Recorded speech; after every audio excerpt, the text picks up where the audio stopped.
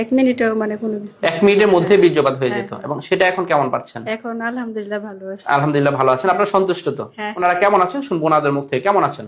জি আলহামদুলিল্লাহ ভালো আছে। আলহামদুলিল্লাহ জি। মূলত যে সমস্যা নিয়ে এসেছিলেন, আপনার স্বামীর যে সমস্যাটি ছিল, যৌন সমস্যা, দ্রুত বীর্যপাত এবং উত্থানজনিত সমস্যা, এই সমস্যা নিয়ে কতদিন ধরে ভুগছিলেন? প্রায় 2 বছর। 2 বছর। আপনাদের বিয়ের বয়স কত?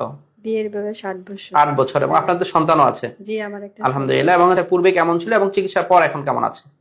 চিকিৎসার আগে অনেকই খারাপ অবস্থা ছিল, প্রায় 1 মিনিটেও মানে কোনো কিছু। 1 মিনিটের মধ্যে বীর্যপাত হয়ে হ্যাঁ, যেত, এবং সেটা এখন কেমন পাচ্ছেন? এখন আলহামদুলিল্লাহ ভালো আছে। আলহামদুলিল্লাহ ভালো আছেন। আপনারা সন্তুষ্ট তো? হ্যাঁ হ্যাঁ।